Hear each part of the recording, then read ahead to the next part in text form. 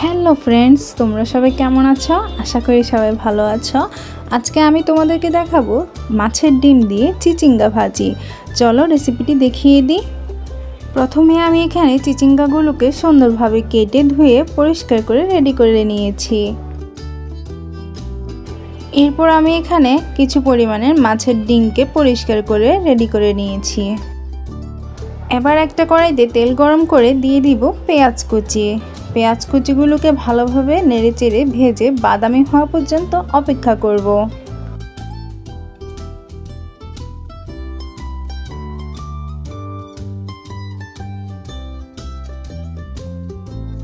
পেঁয়াজগুলো যখন হালকা বাদামি হয়ে যাবে তখন মাছের ডিমগুলোকে দিয়ে ভালোভাবে নেড়েচেড়ে ভেজে নেব।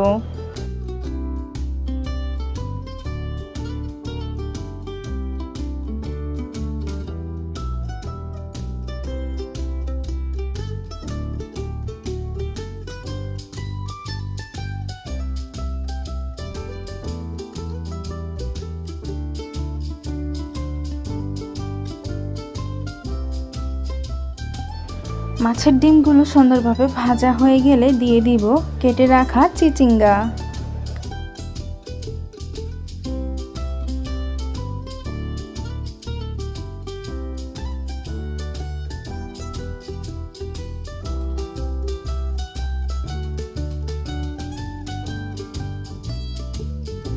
চিচিঙ্গাগুলো দেওয়ার পরে ভালোভাবে নেড়েচেড়ে মিশিয়ে নেওয়ার পরে দিয়ে দিব পরিমাণ মতো হলুদের গুঁড়ো, পরিমাণ মতো মরিচের গুঁড়ো এবং কিছুটা কাঁচা লঙ্কা কুচি।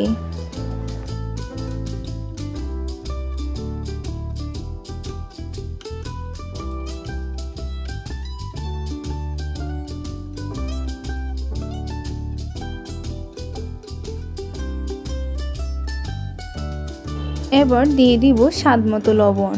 সব কিছুকে ভালোভাবে মিশিয়ে নেড়েচেড়ে ঢাকনা দিয়ে দিব 5 মিনিটের জন্য।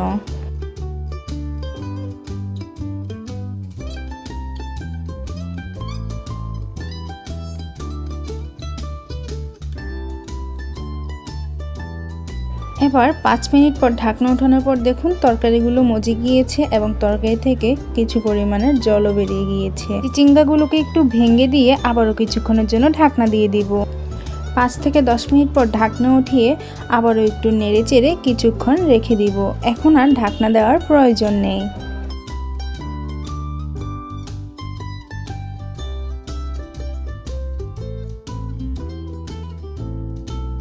দেখুন চিচিঙ্গাগুলো সুন্দরভাবে ভাজা ভাজা হয়ে গিয়েছে। এবার কিছুক্ষণ রেখে নেড়েচেড়ে নামিয়ে নিব। নামিয়ে সুন্দরভাবে পরিবেশন করে নেব মজাদার স্বাদের মাছের ডিম দিয়ে চিচিঙ্গা ভাজি। আপনাদের কাদের কাদের চিচিঙ্গা পছন্দের অবশ্যই কমেন্ট করে জানাবেন। আর যাদের চিচিঙ্গা পছন্দের না তারা এইভাবে একবার হলেও রান্না করে খেয়ে দেখবেন। আশা করি আপনাদের ভালো লাগবে। আমার ভিডিওগুলো যদি আপনাদের ভালো লেগে থাকে এবং এমনই সহজ সহজ রেসিপিগুলো যদি পেতে চান তাহলে অবশ্যই আমার চ্যানেলটিকে সাবস্ক্রাইব করে দিবেন। যারা ফেসবুক থেকে দেখছেন ফলো করে দিবেন। Thank you.